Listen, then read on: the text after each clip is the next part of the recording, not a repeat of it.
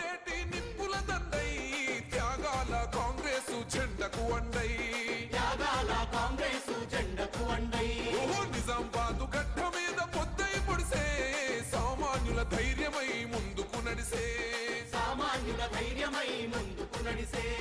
తల్లి సోనియమ్మ గారి ఆశయాల దీపమై నిరుపేద బతుకుల్లో నిండుకున్నమై తన మాటే ఒక తూటై కదిలిండురను బాట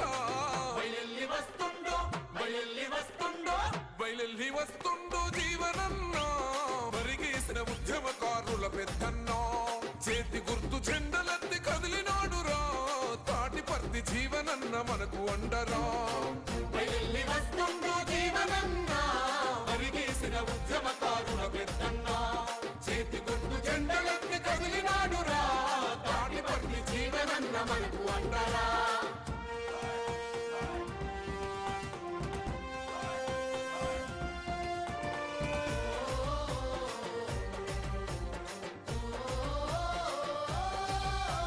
తల్లి తెలంగాణకై కొట్లాడిన యుద్ధమా చెరసాలల బంధించిన గర్జించిన కంఠమా ఇందిరమ్మ రాజీవుల ఆశయాల పొద్దువో సరిహద్దులు లేని సేవలకు ముందుంటవో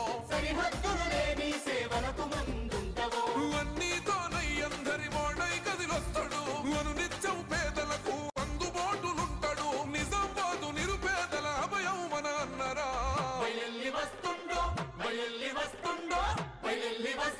జీవనన్నా మరిగేసిన ఉద్యమకారుల పెద్దన్నా చేతి గుర్తు జెండలెత్తి కదిలినాడురా తాటిపర్తి జీవనన్న మనకు అండరా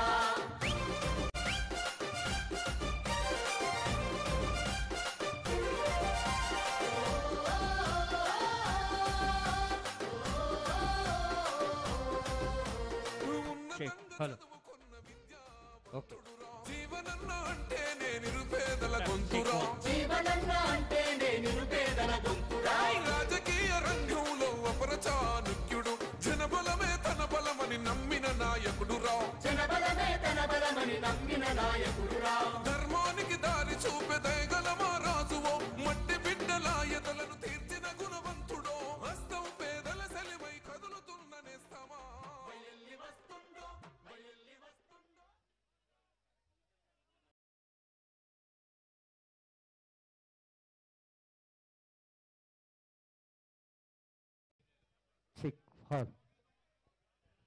సోదరులందరూ చిన్న మీకు ఇబ్బంది అయినందుకు క్షమించాలా మా ఆర్గనైజేషన్ తరఫున ఎందుకంటే యాక్చువల్గా మనం 2 గంటల వరకే క్లోజ్ కావాలా ఒక్క నిమిషం స్వామి 2 గంటల వరకు క్లోజ్ అవ్వాలా దానికి అనుకూలంగా మనం అన్ని సరంజామా చేసుకున్నాం ఇప్పుడు తక్కువడ్డది మనకు అనుకోకుండా 2 గంటలు లేట్ కావడంతో మీకు ఇబ్బంది కలిగించినందుకు జిల్లా కాంగ్రెస్ పార్టీ పక్షాన మీ అందరినీ క్షమించమని కోరుతున్నా ఒక 15 నిమిషాలలో ఇంకో 20,000 ప్యాకెట్లకు పంపించిన వస్తున్నాయి జర ఓపిక పట్టురి వాస్తవ పరిస్థితి ఏంటంటే మనం 2 గంటలకే అయిపోవాలా మన కుటుంబ సభ్యులం ఇక్కడ అందరం కూడా అంటే ఇది మీకు కావాలని చేసిన ఇబ్బంది కాదు అనుకోకుండా జరిగినటువంటి ఇబ్బంది కాబట్టి మీరు అందరూ క్షమించాలా కొద్దిగా ఓపిక పట్టురి నేను ఇప్పుడు మళ్ళీ పంపించిన మీరు ఎవరు కూడా దయచేసి తప్పుగా భావించద్దు మనది మనం సంపాదించుకోవాలా దానికి మాత్రం ఈ పొరపాటుకు నేనే బాధ్యుణ్ణి ఎందుకంటే మీకు అందించలేకపోయినందుకు నన్ను క్షమించాల్సిందిగా మీ అందరినీ కోరుతున్నా ఇప్పుడు మన అన్న ఆల్రెడీ 2 నుంచి 3 నిమిషాల్లో వస్తున్నాడు రేవంత్ అన్న పాట ఏవా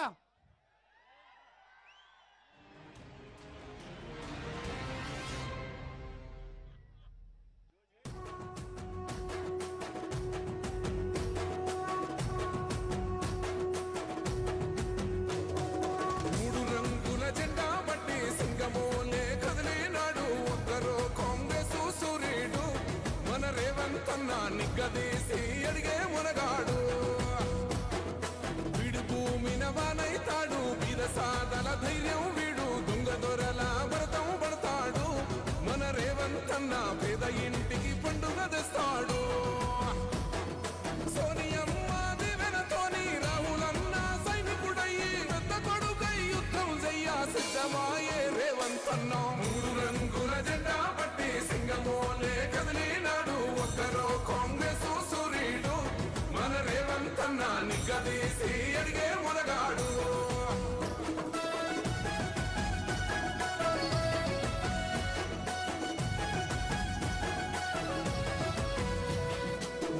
యుద్ధాలెన్ని జరిగిన గాని నడవలేదు రేవంతన్న గంతకంత ఎత్తుకు ఎదిగాడు అసలాట నేడే మొదలంటున్నాడు ఒక్కనాడు పోలేదు ఒక్కడై కొట్లాడాడు అందుకే పెద్ద నాయకుడయ్యాడు అన్న అందరి బంధువులా ఎదిగాడు అమరవీరుల త్యాగం చూసి అమ్మ సోనియ చలువతోటి వచ్చిన మన తెలంగాణ రక్షణే ధ్యేయమంటున్నాడు మూడు రంగుల జెండా పట్టి సింగమోలే కదిలినాడు ఒక్కరో కాంగ్రెస్ సూర్యుడు మన రేవంతన్న నిగ్గదీసి అడిగే మునగాడు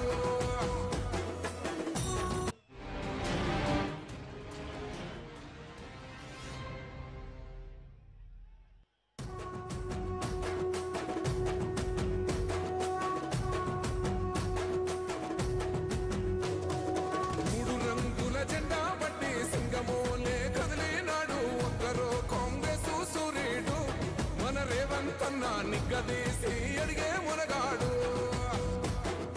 వీడు భూమిన వానైతాడు బీదసాదల ధైర్యం వీడు దొంగ దొరల భరతం పడతాడు మన రేవంతన్న పేద ఇంటికి పండుగ తెస్తాడు సోనియమ్మ దివెనతోని రాహులన్న సైనికుడయ్యి పెద్ద కొడుక యుద్ధం చెయ్య సిద్ధమాయే రేవంతన్న మూడు రంగుల జెండా పట్టి సింగమోలే కదిలినాడు ఒక్కరో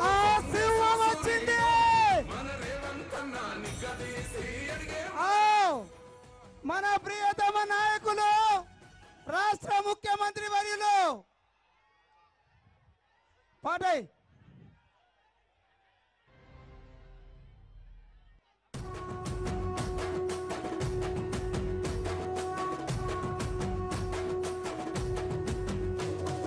మూడు రంగుల జెండా పట్టి సింగమోలే కదిలినాడు ఒక్కరు కాంగ్రెస్ సూర్యుడు రేవంతన్న నిగ్గదీసి అడిగే మునగాడు వీడు భూమిన వానైతాడు బీదసాదల ధైర్యం వీడు దొంగ దొరల భరతం పడతాడు మన రేవంతన్న పేద ఇంటి పండుగ తెస్తాడు పెద్దలు రాష్ట్ర మంత్రి వర్యులు శ్రీధర్ బాబు గారికి స్వాగతం సుస్వాగతం పెద్దలు రాష్ట్ర ముఖ్యమంత్రి మన ప్రియతమ నాయకుడు రేవంతన్న గారు విచ్చేశారు అందరు కూడా చప్పట్లతో స్వాగతం పలుకుని సోదరులారా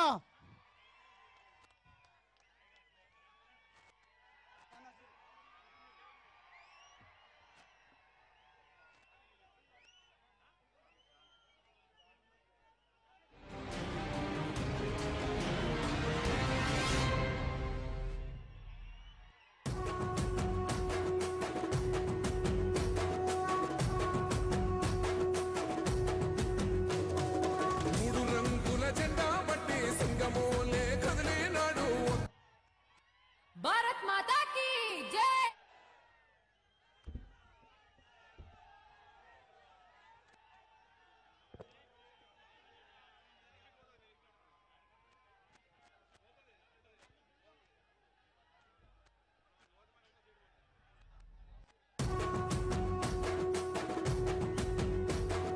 ఇప్పుడు మన నిజామాబాద్ రూరల్ శాసనసభ్యులు భూపతి రెడ్డి గారు కొద్ది నిమిషాలు మాత్రం మాట్లాడుతున్న విజ్ఞప్తి దయచేసి ఎందుకంటే చాలా సమయమైంది మన వాళ్ళందరూ ఉండి కొద్ది నిమిషాలు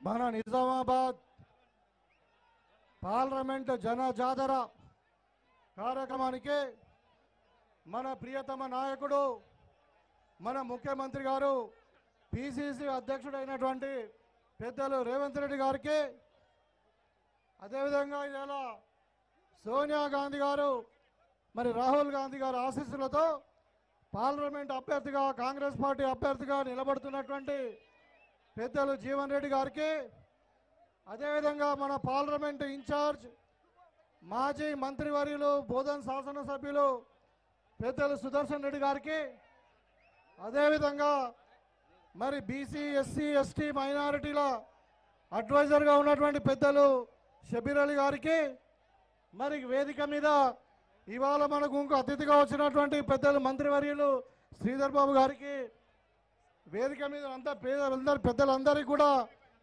మరి 9 నియోజకవర్గాల నుండి ఎండనక ఎంత ఎండ కొట్టినా కానీ మరి 2-3 గంటలు ఆలస్యమైనా కానీ వివిధ ప్రాంతాల నుండి వచ్చినటువంటి 7 నియోజకవర్గ కాంగ్రెస్ శ్రేణులకు మరి కాంగ్రెస్ కుటుంబ సభ్యులకు అక్కా చెల్లెలు అమ్మలకు అందరికీ కూడా నమస్కారాలు తెలియజేస్తా ఉన్నాం. జై కాంగ్రెస్. ఈరోజు మనకు మరి ఎన్నికల సమయం. మరి పెద్దలు జీవన్ రెడ్డి గారిని మన ప్రియతమ నాయకుడు సహకారంతో మరి వాళ్ళ సోనియా గాంధీ గారు అభ్యర్థిగా నిలబెట్టిండ్రు.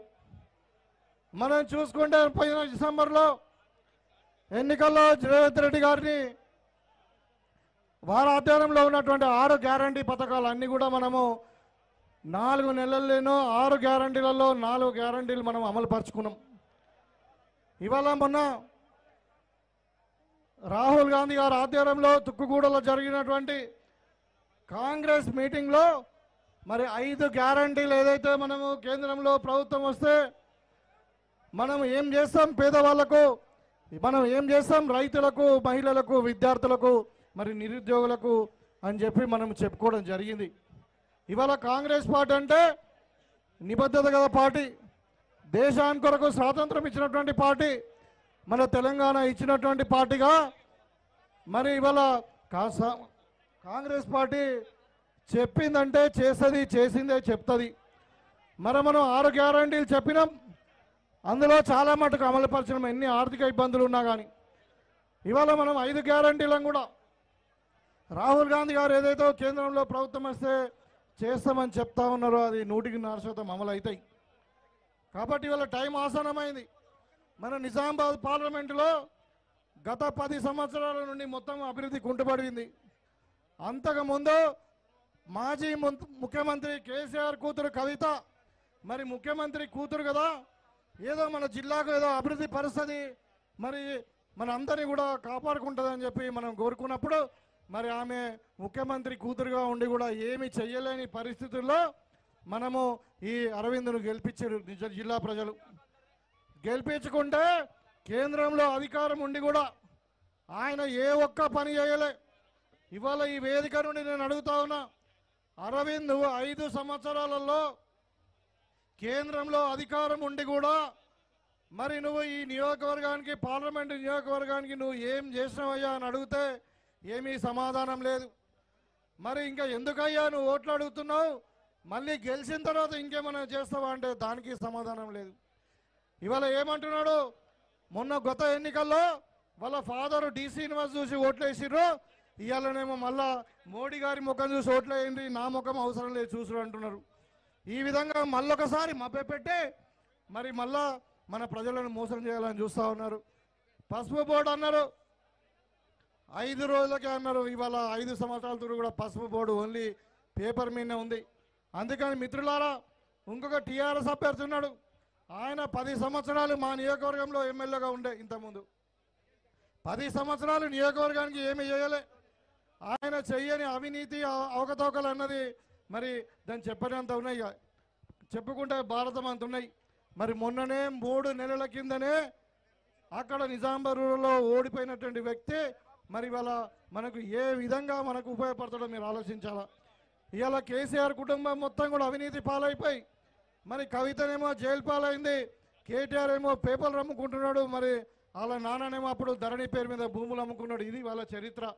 కాబట్టి ఇవాళ మనం మచ్చలేని నాయకుడు జీవన్ రెడ్డి గారిని మనం గెలిపించుకుంటే గత 10 సంవత్సరాలు మనము పార్లమెంట్లో ఏదైతే మన అభివృద్ధి జరగలేదో ఇవాళ జీవన ఆధ్వర్యంలో మరి ఎంపీగా ఎన్నికైన తర్వాత సీనియర్ మోస్ట్ నాయకుడు కాబట్టి మరి ఆయనను గెలిపించుకుంటే కేంద్రంలో మంత్రి కూడా అవకాశం ఉంది.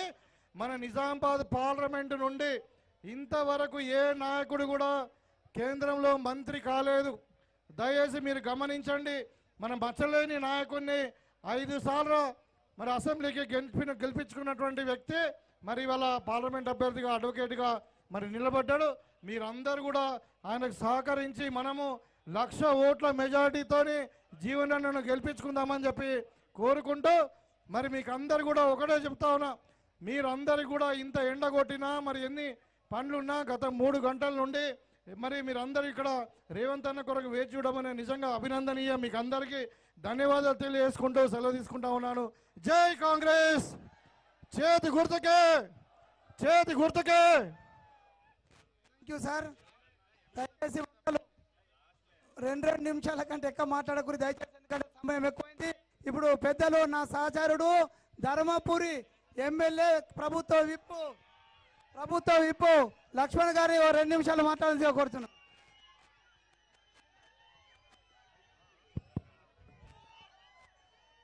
సభకు నమస్కారం.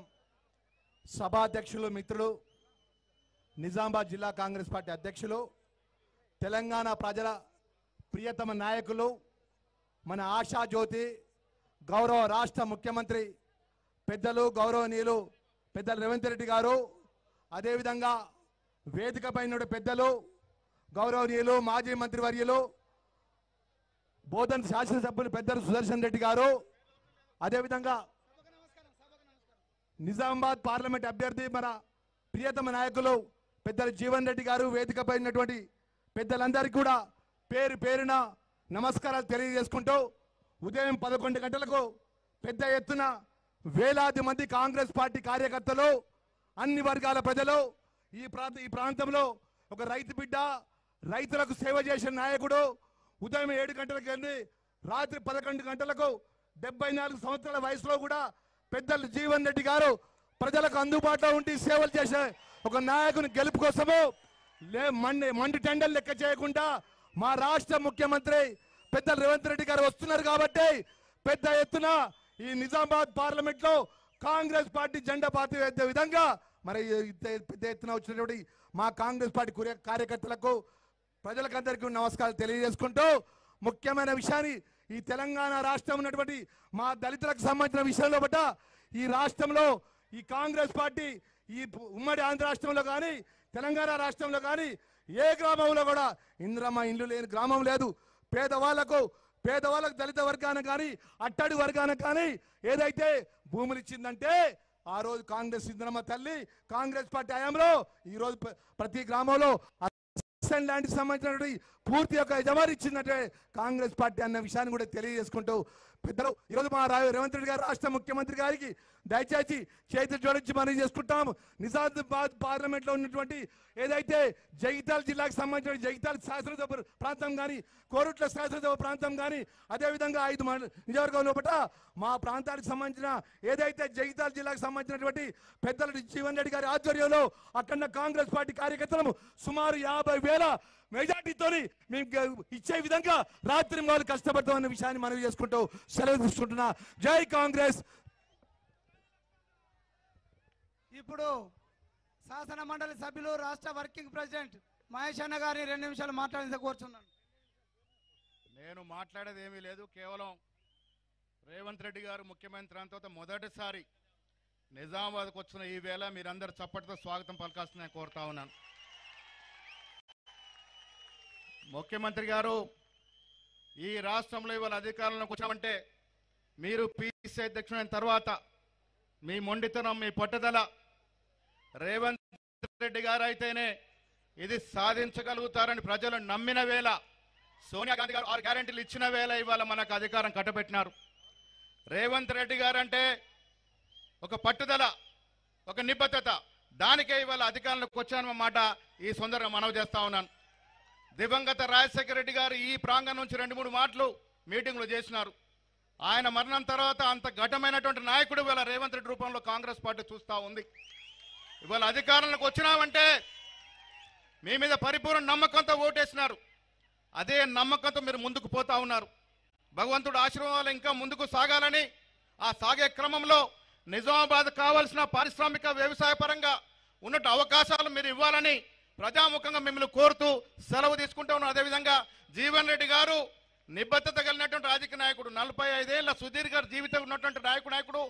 ఆయనకి ఇవాళ బరిలో ఉన్న గుండు అరవింద్ కానీ బాజిరెడ్డి గోవర్ధన్ కానీ సాటిరారు. జీవన్ రెడ్డి గారి యొక్క విజయ భావన ఎగరవేయడానికి ఇవాళ రేవంత్ రెడ్డి గారు ఈ నామినేషన్ కార్యక్రమానికి వచ్చినారు. మీరు ఈ కార్యక్రమానికి వచ్చినారంటే జీవన్ రెడ్డి గారు గెలుపు ఖాయమనే మాట ఈ సందర్భంగా మనవి చేస్తూ సెలవు తీసుకుంటా ఉన్నాను. జై హింద్. ఇప్పుడు పెద్దలు నిజామాబాద్ పార్లమెంట్ నిజామాబాద్ అసెంబ్లీ సమన్వయకర్త పెద్దలు షబ్బీర్ అలీ గారిని మాట్లాడాల్సిందిగా కోరుచున్నాం.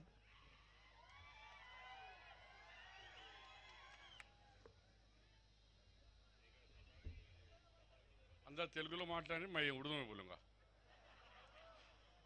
समान अंदर की प्रजास्वाम्य विधि भाई और बहनों, आज का ये जलसा आम हमारे जीवन रेड्डी साहब के नॉमिनेशन के लिए आए हुए मेरे भाइयों को हाथ जोड़कर, मेरी बहनों को हाथ जोड़कर सलाम करता हूं और खुसूसी तौर पर हमारे चीफ मिनिस्टर श्री रेवंत रेड्डी जी का शुक्रिया अदा करता हूं और ये बताना चाह रहा हूं कि हमारे लोग मुसलसिल 4 घंटे से धूप में तड़प रहे हैं. अगर अंडा है तो अंडा डाले तो आज वो अंडा आमलेट बन जाता. इस तरीके से వాళ్ళ ఓపికను మీ దండం పెట్టి నిజంగా ఓపిక అంటే మీదే. आप जो सब्र का मुजाहरा करे, आप जो गर्मी को बर्दाश्त करे, ये साबित कर दिए कि गर्मी हमारे सामने कुछ नहीं है. कांग्रेस की जीत, ये आज जो देश में इलेक्शन हो रहा है ये नया नहीं है, 52 से, मगर ये आज का इलेक्शन ये बहुत ही जिम्मेदाराना इलेक्शन है. एक तरफ संविधान पे हमला हो रहा है, एक तरफ दस्तूर पे हमला हो रहा है, कॉन्स्टिट्यूशन पे हमला हो रहा है, जमहूरियत पे हमला हो रहा है, तो लोकतांत्रिक पे हमला हो रहा है. आज हर सेकुलर आदमी को इस दस्तूर को बताने की जरूरत है. मैं चीफ मिनिस्टर साहब से गुजारिश करता हूं, ज्यादा नहीं, निजामाबाद को स्मार्ट सिटी के साथ साथ यहाँ बेरोजगारी बहुत ज्यादा है, बीड़ी वर्कर्स यहाँ ज्यादा है, गन्ने के लेबर यहाँ ज्यादा है. इसके साथ साथ यहाँ पर बेरोजगारी की इतने ज्यादा तादाद है, पूछो मत. हैदराबाद के बाद माइनॉरिटीज का पॉपुलेशन निजामाबाद में ही है. 42% population of the voter list का यहाँ है, लेकिन रोजगार कुछ भी नहीं है उन लोगों के पास. आपसे बहुत उम्मीद है, कांग्रेस की सरकार से उम्मीद है. जब कांग्रेस राजशेखर रेड्डी साहब जब लोगों को घरें दिए और उर्दू जबान को तरक्की दिए, उन लोगों को आगे बढ़ाए. आपसे भी बहुत उम्मीदें रख रहे हैं निजामाबाद के अवाम, चाहे वो अक्सरियत हो अकलियत हो, बहुत ज्यादा जिम्मेदार है. और एक आपसे मैं कहते चलूं, आज हमारे प्रधानमंत्री को क्या हो गया पता नहीं.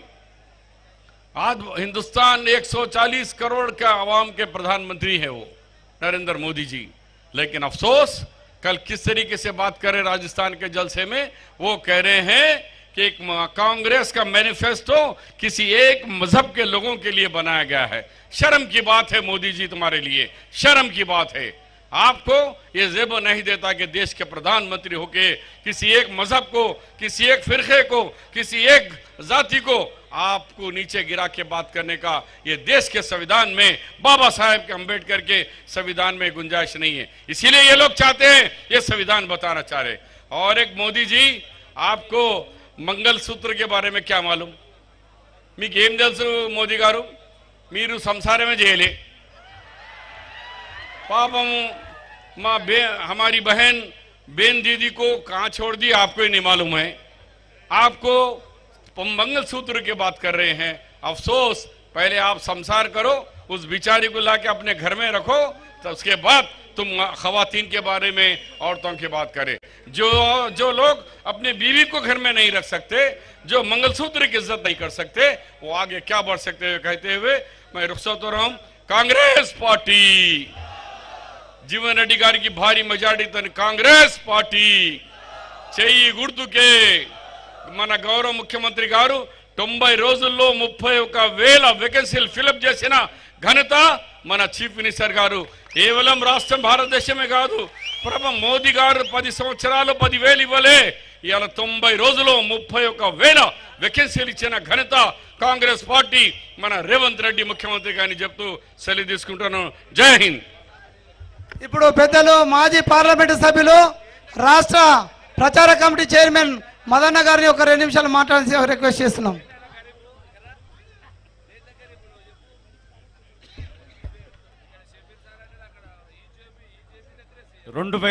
లో విదేశాలు తిరిగి వచ్చినప్పుడు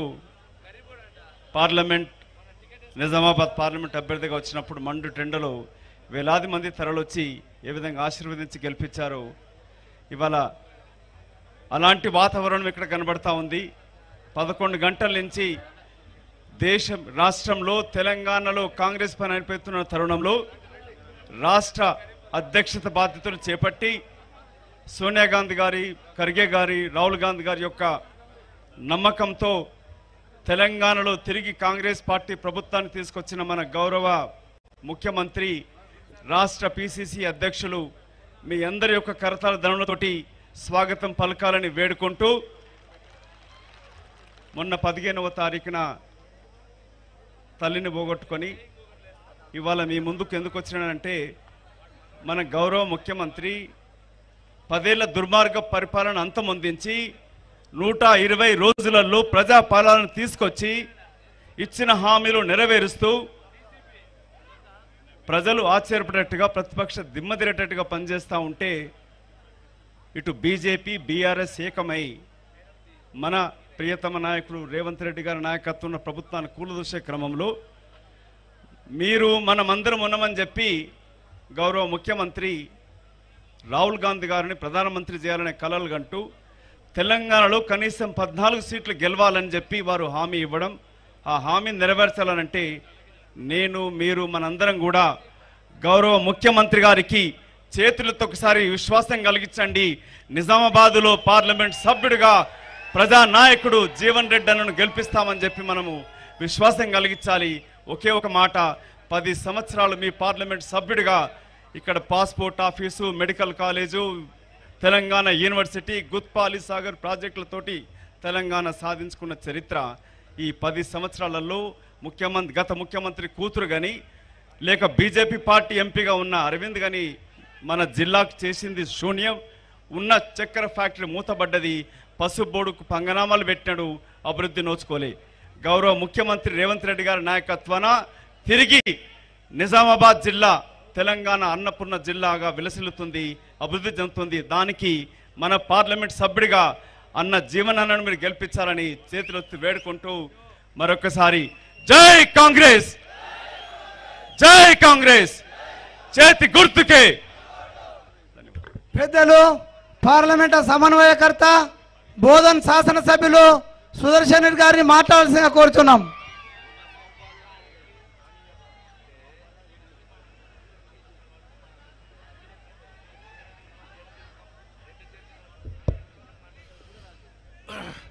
సభాధ్యక్షులు మానాల మోహన్ రెడ్డి గారు,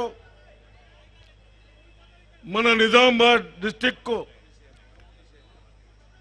మన ప్రీతమ నాయకుడు మన ముఖ్యమంత్రి గారు ఎలక్షన్ తర్వాత ముఖ్యమంత్రిగా వచ్చినందుకు మనందరి తరఫున వారికి స్వాగతం పలుకుతూ, నేను ఎక్కువ మాట్లాడకుండా మళ్ళీ వేరే మీటింగ్స్ ఉన్నాయి.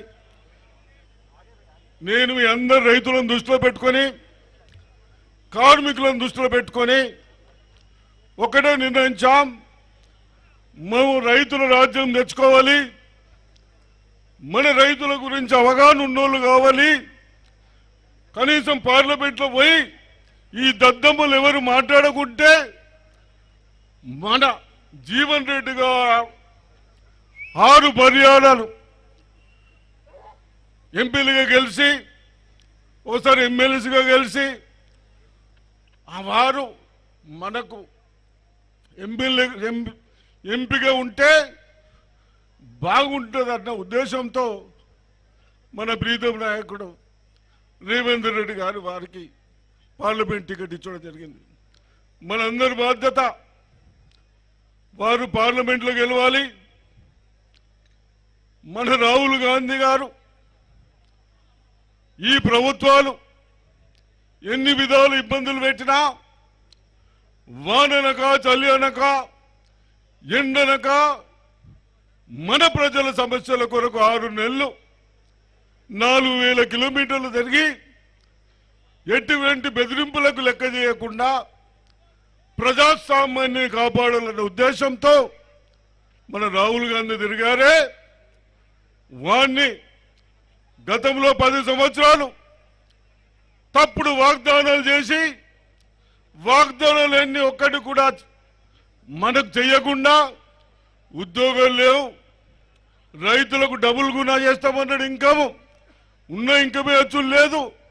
ఆ చట్టాలు చేంజ్ చేస్తే కనీసం 3 నెలలు 6 నెలలు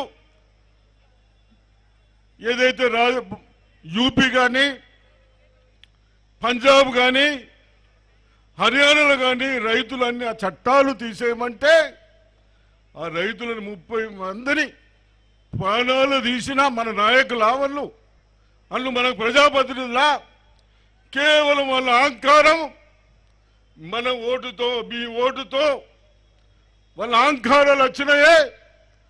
దయచేసి నేను ఎక్కువ మాట్లాడకుండా నా డిస్టిక్ సోదరులకు ఒకటే చెప్తా ఉన్నాను, ఆ అహంకారాలు దించాలంటే, మన పిల్లలకు భవిష్యత్తు ఉండాలంటే, మనం రైతులను మంచి పంటలు పండించుకోవాలంటే, మనము పండించిన పంటకి ఈ దళితులు జిఎస్టీ పేరు మీద కూడా ఇబ్బంది పెడతా ఉన్నారే, అవన్నీ తీసేసేటట్టు మన రేవంత్ రెడ్డి గారు పోయిన ముఖ్యమంత్రి ఆయన పేరు తీసుకొని కానీ ఇంటింటి ఉద్యోగం అని 10 సంవత్సరాలు చెప్పాడు. వీరు కేవలం 3 నెలలనే 30,000 ఉద్యోగాలు ఇచ్చారు. రాహుల్ గాంధీ గారు ఏదైతే ఆల్ ఇండియాలో భారతదేశంలో వేకెన్సీస్ ఉన్నాయో 30 లక్షల ఉద్యోగాలు నా యువకులకు భర్తీ చేస్తామంటా ఉన్నారు. రైతులకు ఏ పంట పండిస్తే బాగుంటే విధానాలను రూపకల్పన చేస్తామంటున్నారు. నా కార్మికులకు ఉపాధి హామీ పథకం మనమే పెట్టాం. ఈ దరిద్ర బీజేపీ ప్రభుత్వాలు దాని బడ్జెట్ కూడా తగ్గించానే 150 రూపాయలు పడినట్టు చేస్తలేరు. అటువంటి నా పేదలను ఆదుకోవడానికి మన ప్రభుత్వం వచ్చినాక రోజుకు 400 రూపాయలు ఇద్దామని డిసైడ్ అయింది. అదేవిధంగా మున్సిపాలిటీలు కూడా ఉపాధి హామీ ఉద్యోగాలు చేద్దామని డిసైడ్ అయింది. కాబట్టి తప్పనిసరిగా మీరందరూ పెద్ద ఎత్తున జీవన్ రెడ్డి గారికి ఓట్లు వేయాలి. మన 5 కాన్స్టిట్యున్సీలో పెద్ద మెజార్టీ రావాలని చెప్తూ ఈ అవకాశం ఇచ్చిన మీ అందరూ ధన్యవాదాలు. జై కాంగ్రెస్. చాలా సంతోషం సార్. ఇప్పుడు పెద్దలు మన పార్లమెంట్ అభ్యర్థి ప్రజానాయకుడు జీవనన్న గారు మాట్లాడతారు.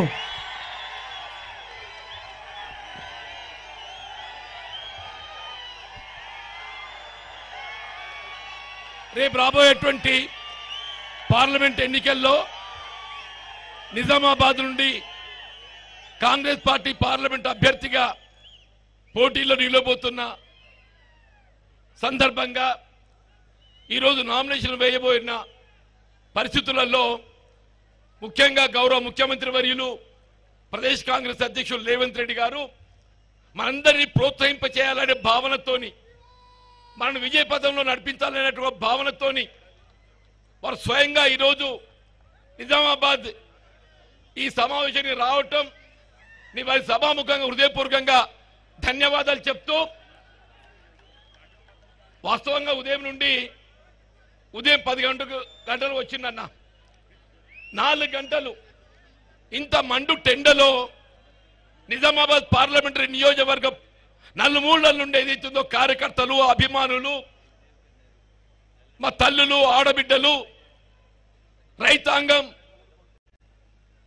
దళితులు, బలహీన వర్గాలు, యువత అందరూ కూడా ఇంత పెద్దగా తరలి వచ్చి ఈ సమావేశాన్ని జయప్రదం చేసినందుకు మీకు అందరికీ హృదయపూర్వకంగా ధన్యవాదాలు చెప్తూ, అంటే మీ ఉత్సాహం పట్టుదల చూస్తుంటే రేపు తప్పకుండా కాంగ్రెస్ పార్టీ విజయం సాధిస్తుందనే ఒక విశ్వాసాన్ని కలుగుతుందని చెప్పంటున్నాను. అంటే వాస్తవంగా నిజామాబాద్ జిల్లాకు ఒక ప్రత్యేకత ఉంది. అంటే యావత్ ఉత్తర తెలంగాణ ప్రాంతానికి సాగునీరు అందింపజేసేది నిజామాబాద్ జిల్లా అని చెప్పంటున్నాను. ఇలా పోచంపాడు ప్రాజెక్ట్, శ్రీరామ్ సాగర్ ప్రాజెక్ట్ ఏదైతుందో యావత్ ఉత్తర తెలంగాణ ప్రాంతానికి సాగునీరు, త్రాగునీరు అందింపజేస్తున్నటువంటి యొక్క గడ్డ ఈ నిజామాబాద్ గడ్డ అని చెప్పక తప్పదని చెప్పి అంటున్నాం. మా కరీంనగర్ ఉమ్మడి కరీంనగర్ జిల్లానే అంటే వాస్తవంగా మేము ఇంత అన్నం తింటున్నామని చెప్పంటే పోచంపాడు శ్రీరామ్ సాగర్ ప్రాజెక్ట్ అని చెప్పంటున్నాను. వీళ్ళ కాకతీయ కాలువ లక్ష్మీ కెనాల్, వరద కాలువ, అటు ఆదిలాబాద్కి ఏదో సరస్వతి కాలువ, యావత్ ఉత్తర తెలంగాణ ప్రాంతాన్ని సస్యశ్యామలం చేస్తున్నటువంటి గోదావరి నదీ జలాలను మనకు అందింపజేస్తుంది ఏదైతుందో ఈ నిజామాబాద్ గడ్డ అని చెప్పని నీ శిరస్సు వహించమని చేస్తూ అని చెప్పి అంటున్నాను. వాస్తవంగా ఈ ప్రాంతం అంతా రైతాంగమే. వీళ్ళ వరి ధాన్యం ఉత్పత్తితో పాటుగా వాణిజ్య పంటలైన పసుపే కానివ్వండి, చక్కెర కానివ్వండి ఉత్పత్తి చేస్తుంటే రైతుకు ఆర్థికంగా దోహదపడుతుందనే భావనతోని మరి ఆనాడు నిజామాబాద్ జిల్లా రైతాంగం ఉద్యమించి ఇక్కడ పసుబోర్డు ఏర్పాటు చేయబడాలని చెప్పారంటే ఆనాడు 2014-18 మధ్యకాలంలో ఉన్న పార్లమెంట్ సభ్యురాలు కవిత గారు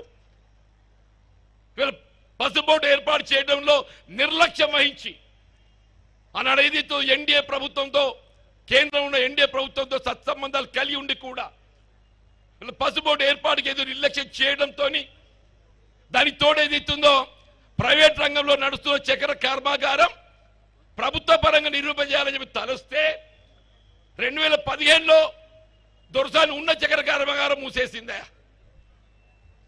యావత్ నిజామాబాద్, జగిత్యాల, కొరుట్ల, మెట్పల్లి, జగిత్యాల రైతాంగం అంతా ఉద్యమించి వీళ్ళ కవిత గారికి రైతు అంటే ఏంది అలా తెలియజెప్పాలనేటువంటి ఒక భావనతో ఉద్యమించి అని చెప్పి అంటున్నాను. రైతాంగం అంతా కూడా ఒక పట్టుదలతోని రాజకీయాలకు అతీతంగా వీళ్ళ మిత్రుడు అరవింద్ గారికి గెలిసే విధంగా మరి ప్రోత్సహిస్తే అరవింద్ గారికి గెలిస్తే 5 ఏళ్ళు అయిందయ్యా. దొరసాన్ని అట్లా చేస్తే ఇక మరి దొర ఇట్లా చేస్తున్నాయని చెప్పంటున్నాను. దయచేసి గమనించాలని చెప్పంటున్నాను. Bond paper రాసిచ్చిండు. 5 రోజులలో ఏదైతే పసుబోర్డు ఏర్పాటు చేస్తా, పసుపుకు మద్దతు ధర కల్పిస్తా, ఎర్రజొన్నలు మద్దతు ధర కల్పిస్తా. 5 రోజులు కాదు కదరా నాయన, 5 ఏళ్ళు గడిచింది. వీళ్ళు పార్లమెంట్ ఎన్నికలు రాబోతున్న తరుణంలో స్వయంగా భారత ప్రధాని మోడీ గారితో ఏదైతుందో ఒక ఉత్తర్వు జారీ చేయించిండే. కేంద్ర ప్రభుత్వమే కానీ రాష్ట్ర ప్రభుత్వం కానీ ఏదైనా ఉత్తర్వు జారీ చేస్తే స్పష్టత ఉండాలి. నువ్వు పసుబోర్డు ఏర్పాటు చేయబోతే ఎక్కడ ఏర్పాటు చేస్తున్నావు? నిజామాబాద్ గడ్డ మీద చేస్తున్నావా లేక నీ అలహాబాద్ చేసుకుంటున్నావా? ఎప్పటిలో ఏర్పాటు చేయబోతున్నావు? నువ్వు అక్టోబర్ 4 ఏదైతుందో ఉత్తర్వులు జారీ చేస్తే 6 మాసాలు గడుస్తుందని చెప్పి అంటున్నావు. పసుబోర్డు ఏర్పాటు చేయాలని చెప్పి ఉద్యమించింది ఎవరు? మా నిజామాబాద్ జిల్లా రైతాంగం అని చెప్పి అంటున్నా. నేను గౌరవ ముఖ్యమంత్రి గారికి ఈ సభాముఖంగా సవినయంగా మనం చేస్తామని చెప్పి అంటున్నాను. పసుపు నాణ్యత పెంపొందించబడాలి. నా చిన్నప్పుడు ఏదైతుందన్నా ఒక క్వింటల్ పసుపు అమ్మితే తులం బంగారం వస్తుండే. మా ప్రాంతంలో ఏదైతుందో మేము ఏదైతుందో నిజామాబాద్ మార్కెట్కి వచ్చి పసుపు అమ్మి ఆ డబ్బు వృధా కావద్దని బంగారం కొనుకొచ్చుకుందరు అని చెప్పి అంటున్నా. తులం ఒక క్వింటల్ పసుపు తులం బంగారం వస్తుండే. ఇవాళ తులం బంగారం 70,000 80,000 అయ్యా. పసుపు ధర ఎంత ఉంది? 15,000 ఉందని చెప్పి అంటున్నా. అది కూడా సాగు విస్తీర్ణత తగ్గి ఇవాళ ఏదైతుందో పసుపు ఉత్పత్తి తగ్గడంతో ఈ 15,000 వస్తుందని చెప్పంటారు. దయచేసి మీరు తెలంగాణ రాష్ట్ర ప్రభుత్వం రేపు కేంద్ర ప్రభుత్వంతో దేవుని దేవాల ఇండియా కూడా ప్రభుత్వం అధికారానికి వస్తే రాహుల్ గాంధీ గారు ఏదైతుందో మనకు అండగా నిలబడతారు. ఈవెన్ అదర్వైజ్ ఆల్సో పోరాటం చేసేనా కానీ ఇలా పసుబోర్డు నిజామాబాద్ గడ్డ మీద ఏర్పాటు చేయడం ఏదైతుందో మన లక్ష్యంగా భావిస్తామని చెప్పి సమయం మనం చూస్తా చెప్పండి.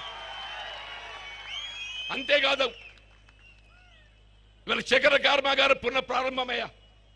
వాస్తవంగా చెప్పంటు నేను ఏ ప్రభుత్వం ఏ రాజకీయ పార్టీ కానీ ఒక విధమైనటువంటి ఒక క్రమశిక్షణ ఒక నిష్ఠ ఉండాలని చెప్పంటు నేను. వీళ్ళ కాంగ్రెస్ పార్టీ ఎన్నికలు చేసిన వాగ్దానానికి అనుగుణంగా పెద్ద రేవంత్ రెడ్డి గారు ముఖ్యమంత్రిగా బాధ్యతలు చేపట్టడంతోనే ఎన్నికలో ఏ చక్కెర కర్మాగారం పునః ప్రారంభం చేయడం జరుగుతుందని చెప్పని వాగ్దానం చేయడం జరిగిందో దానికి అనుగుణంగా చక్కెర కర్మాగారాల ఏర్పాటుకు సంబంధించి తక్షణమే పరిశ్రమ శాఖ మంత్రి మిత్రులు శ్రీధర్ బాబు గారి ఆధ్వర్యంలో సబ్ కమిటీ ఏర్పాటు చేసిండ్రు. శ్రీధర్ బాబు గారు ఏదైతే భోజనం పర్యటించిండ్రు, మెట్పల్లి పర్యటించిండ్రు. రేపు డిసెంబర్ 2025 లోపు ఏదైతుందో ఈ ప్రాంతానికి ఏదైతుందో వరి ధాన్యాన్ని ప్రత్యామ్నాయంగా చక్కెర ఉత్పత్తి చేసుకునే విధంగా మీరు తీసుకున్న నిర్ణయం ఏదైతుందో మీరు చక్కెర కర్మాగార పునః ప్రారంభానికి ఏది ఇస్తుందో మాకు అండగా నిలబోతున్నందుకు మీకు హృదయపూర్వకంగా ధన్యవాదాలు చెప్తామని చెప్పంటారు.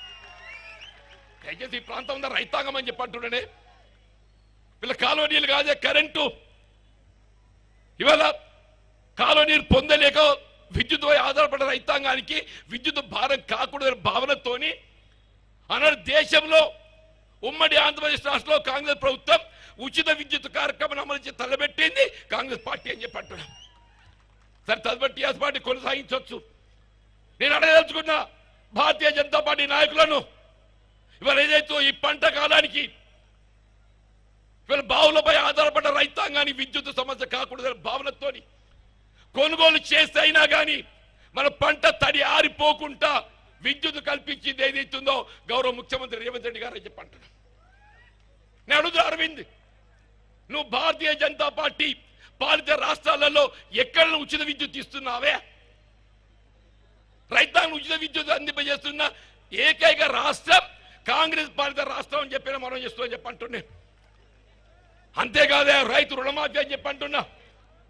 పెద్ద రేవంత్ రెడ్డి గారు ఏదైతుందో ఆగస్టు 15 డెడ్ లైన్, రేపు ఖరీఫ్ పంట నాటికి ఏదైతుందో రైతు చెల్లించిన రుణం చెల్లించిన అవసరం లేకుండా రైతు రుణమాఫీ చేయడానికి ఏదైతుందో వీళ్ళు తెలంగాణ రాష్ట్రం కట్టుబడుతుందని చెప్పంటున్నా. నువ్వు మాఫీ చేస్తావే?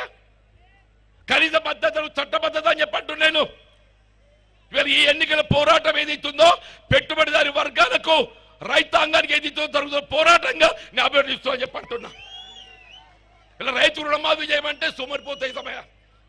అదే పెట్టుబడిదారి వర్గాలు అదాన్ని అమ్మాయి లాంటి వాడికి ఏది ఇస్తుందో లక్షల కోట్లు ఎన్పి అకౌంట్ నెపంతో ఏది ఇస్తుందో వారికి మాఫీ చేస్తే వాడు సోమరిపోతు కాడే. వీళ్ళ కాంగ్రెస్ పార్టీ రైతాంగాన్ని అండగలిచే పార్టీ అని చెప్పి అంటున్నాం. అంతేకాదు రైతు సమస్యలతో పాటుగా ఇక్కడ స్థానిక ఉపాధి లభించక మన గల్ఫ్, మస్కట్, దుబాయ్ కట్టుకున్న భార్యను కన్న పిల్లలు వదిలి దేశం పోతామే. ఎందుకు పోతామే? ఉపాధి కొరకు పోతామని చెప్పంటున్నా. అటువంటి గల్ఫ్ కార్మిక కుటుంబాలను ఆదుకోవడానికి కొరకు ఏది ఇస్తుందో అకాల మరణానికి గురైనట్టయితే ఆ కుటుంబాలను ఆదుకోవడానికి 5 లక్షల రూపాయల ఆర్థిక సాయం కల్పింప చేయబడే విధంగా గౌరవ ముఖ్యమంత్రి గారు ఈ మధ్యనే సమావేశం ఏర్పాటు చేసి ఆర్థిక సహాయంతో పాటుగా గల్ఫ్ కార్మిక సంక్షేమ బోర్డు ఏర్పాటు చేసి చనిపోయిన మృతుల కుటుంబం ఆదుకోవడంతో పాటుగా వారికి కావాల్సిన ఇతర సదుపాయాలు కూడా కల్పింప చేయబడే విధంగా కార్యక్రమం రూపొందించబోతుందని చెప్పంటున్నాం. మా బీడీ కార్మికులు ఆడబిడ్డలని చెప్పట్టు నేను చేరుపడిపోయిన ఆడబిడ్డ ఏదైతుందో నీడ పట్టున బీడీలు చేస్తుందా? ఇవాళ కేవలం మన తెలంగాణ రాష్ట్రం అని చెప్పంటు నేను అన్న టీఆర్ఎస్ ప్రభుత్వం ఏదైతుందో బీడీ కార్మికురాల్లో బీడీ పెన్షన్ కల్పించాలని భావించిన 2014 కట్అవుట్ డేట్ పెట్టిండే. 2014 వరకు పిఎఫ్ ప్రావిడెంట్ ఫండ్ చెల్లించిన వారికి మాత్రమే పెన్షన్. 2014 తర్వాత పిఎఫ్ చెల్లిస్తే పెన్షన్ లేదు. కానీ కాంగ్రెస్ పార్టీ గౌరవ ముఖ్యమంత్రి గారు ఏదైతుందో బీడీ కార్మికులు ఆడబిడ్డలు మీరు ప్రావిడెంట్ ఫండ్ ఎప్పుడు చెల్లించినప్పుడు గుర్తింపు వచ్చినా మనకేదైతే ఇంతవరకు వచ్చే 2000తో పాటు ఇంకా 2000 జత చేసి 4000 పెన్షన్ కల్పించబోయేది కాంగ్రెస్ పార్టీ తిరగకపోతామని చెప్పండి. దయచేసి ఆలోచించండి చెప్పంటున్నా. ఇవాళ నిజామాబాద్ నిజంగా ఇక్కడ ఇన్ని సదుపాయాలు ఉండి వరంగల్ తదుపరి అతిపెద్ద పట్టణం ఏది అంటే నిజామాబాదే. నాకు ఆశ్చర్యం, ఇంతకంటే తక్కువ జనాభా కలిగి ఉన్న కరీంనగర్ స్మార్ట్ సిటీ ఎంపిక అవుతుంది. నిజామాబాద్ వైశాల్యంలో పెద్దది, జనాభా ఎక్కువ, ఆర్థిక వనరులు ఉన్నాయి, స్మార్ట్ సిటీ ఎంపిక కాదు. ఇది ఎవరి చేతిలో ఉన్నది? కేంద్ర పట్టణాభివృద్ధి శాఖ పరిధిలో ఉన్నది. నేను చెప్తున్నా, మీ దయతోని మీ అభిమానంతోని రేపు పార్లమెంట్ సభ్యుడు ఎంపీ కావడంతో ఈ నిజామాబాద్ నగరాన్ని ఏదిస్తుందో స్మార్ట్ సిటీగా ఎంపిక చేయించడం నా బాధ్యత చెప్పి మనం చేస్తామని చెప్పి అంటున్నా. అంతేకాదు ఇక్కడ మహిళా డిగ్రీ కళాశాల ప్రభుత్వ పరంగా, సాంకేతిక విద్యా కళాశాల, train services, Armoor to Adilabad. ఒకసారి ఆర్మూర్ టు ఆదిలాబాద్ లైన్ నిర్మాణం చేపట్టబడ్డట్టయితే మన ఢిల్లీ లైన్ ఏర్పడుతుంది. బోధన్ టు బీదర్ అని చెప్పంటున్నా. నేను ఇన్ని సౌకర్యాలు కల్పింపజేసే అవకాశం ఉండి కూడా కేవలం గతంలో ప్రాతినిధ్యం వహించిన పార్లమెంట్ సభ్యుల నిర్లక్ష్యంతో అంటున్నాను. ఏ విధంగా త్రేతాయుగంలో శ్రీరామచంద్ర ప్రభు మనకు ఆదర్శమూర్తో కలియుగంలో వెంకటేశ్వర స్వామి మనకు ఆదర్శమూర్తి అని చెప్పి అంటారు. కరీంనగర్కి వస్తున్నటువంటి తిరుపతి రాయల్ నిజామాబాద్ వారు ప్రత్యేకంగా పొడిగిస్తే నిజామాబాద్ పార్లమెంటరీ నియోజకవర్గం యావత్తు జగిత్యాలతో మొదటికెళ్ళి కొట్ల మెట్పెల్లి ఆర్మూరే కానీ నిజామాబాద్ వరకు ప్రత్యక్షంగా కలియుగ దేవుడు వెంకటేశ్వర దర్శించుకునే అవకాశం లభిస్తుందని చెప్పంటాం. దయచేసి గమనించి ఆలోచించండి. ఒకవేళ నిజామాబాద్లో ఏదైతుందో ఇక్కడ పెట్రోల్ డీజిల్ స్టాక్ పాయింట్ ఉండేనే, పెట్రోల్ డీజిల్ స్టాక్ పాయింట్ ఇక్కడ ఉండడంతో ఏదైతుందో వ్యాగన్ ద్వారా పెట్రోల్ డీజిల్ నిజామాబాద్కు తరలిస్తే మనకి ఇక్కడ ₹2 తక్కువ దొరుకుతుంది లీటర్. మరి ఆశ్చర్యమే, అరవింద్కు ఎందుకు ఏందో తెలియదే. కేంద్రంలో అధికారం ఉన్నది, కేంద్రంలో అధికారం ఉన్నది. మరి నువ్వు రైల్వే లైన్ల నిర్లక్ష్యం, స్మార్ట్ సిటీ నిర్లక్ష్యం, పసుబోర్డు నిర్లక్ష్యం, చక్కెర కర్మాగార పునర్భారం నిర్లక్ష్యం, నువ్వు ఇన్ని నిర్లక్ష్యాలతో ఏదైతుందో ఇవాళ మళ్ళీ ఎన్నికలు పోటీ చేసి 5 ఏళ్ళు ఏదో పొరపాటు అయిపోయిందయా, ఇక బుద్ధిగా పని చేస్తా అని చెప్పంటే నేను ఎవరు నమ్ముతాడయా? ఎందుకు ఈ సన్నాయి నొప్పులు అని చెప్పంటున్నాను. ఇవాళ నాకున్నటువంటి అనుభవంతో 5 పర్యాలు శాసనసభ్యుడిగా చెప్పంటున్నా. నేను ఒక రైతు బిడ్డలు కాపుదాల పోనని చెప్పంటున్నాను, ఒక రైతు బిడ్డలు కాపుదాల పోనని చెప్పంటున్నాను, రైతుల కష్ట సుఖాలు తెలిసినటువంటి వాళ్ళని చెప్పంటున్నా, రైతాంగానికి అండగా నిలబోయేది నేను అని చెప్పంటున్నా, రైతాంగం రైతు కూలీలు యువత అని చెప్పంటున్నాను. దయచేసి మరి నాకు జీవితంలో ఏదైతుందో మరి కాంగ్రెస్ పార్టీ నాకున్న అనుభవం దృష్ట్యా మొన్నటి శాతం ఎన్నికల్లో ఆశయాలు ఫలితం పొందలేదు. అయినప్పటికీ కూడా నా అనుభవాన్ని ఇటు పార్టీ పరంగా కానీ ప్రజాక్షేత్రం వినియోగించుకోవాలనే ఒక భావనతోని గౌరవ ముఖ్యమంత్రి గారు చొరవ తీసుకొని కాంగ్రెస్ పార్టీ అధిష్టానం సంప్రదింపులు చేసి నాకు ఇలా నిజామాబాద్ పార్లమెంట్ నుండి అభ్యర్థి పోటీ చేసే అవకాశం కల్పించినందుకు నేను హృదయపూర్వక ధన్యవాదాలు చెప్తూ, ముఖ్యంగా మీ అందరు ఉత్సాహం చూస్తుంటే దాదాపు ఒక 20,000 వచ్చి ఉంటారు. 20,000 మనిషికి 50 ఓట్లయితే ఎంతైతే? 20,000 50 ఎంతైతే? 10 లక్షలు. ఇవాళ ఈ సమావేశానికి వచ్చిన 20,000 మంది కాంగ్రెస్ కార్యకర్తలు అభిమానులు అందరం కూడా ఒక్కొక్కరు ఒక 50 ఓట్లు వేపిస్తే మన ప్రత్యర్థి పార్టీలో డిపాజిట్ దక్క అని చెప్పంటారు. యావత్ తెలంగాణ రాష్ట్రంలో చెప్పంటున్నాను 17 పార్లమెంట్ స్థానాలలో అత్యధిక మెజార్టీతో కాంగ్రెస్ పార్టీ గెలవబోయే స్థానం నిజామాబాద్ కావాలని చెప్పని ఆ కూడా దీక్షతోని అందరు కృషి చేయాలని కోరుతూ సెలవు తీసుకుంటున్నా. జై హింద్, జై కాంగ్రెస్. చేతి గుర్తుకే, చేతి గుర్తుకే. సోదరులారా, ఈ సమావేశానికి పెద్దలు రాష్ట్ర ఐటీ శాఖ మంత్రులు శ్రీధర్ బాబు గారు కూడా రావడం జరిగింది. కానీ హైదరాబాద్లో ఇంకొక ప్రోగ్రాం రేవంత్ అన్నకు ఉండడం ద్వారా ఇప్పుడు మాట్లాడలేకపోతున్నారు. కాబట్టి ఇప్పుడు పెద్దలు మన ప్రియతమ నాయకులు ముఖ్యమంత్రి రేవంత్ అన్న గారిని మాట్లాడాల్సి కోరుతున్నాం.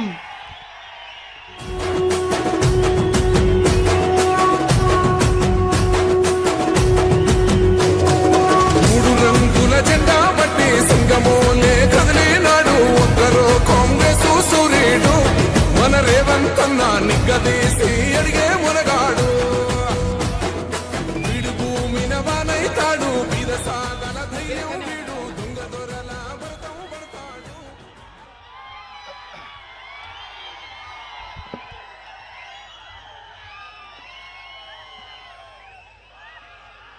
మిత్రులారా అన్న ఇట్లా అంటారా అన్న వాళ్ళకి మీరు అంటే ఇట్లా అన్నారు యుద్ధాలు తిట్టరమ్మ వాళ్ళ కెమెరాలకు. మిత్రులారా, ఈరోజు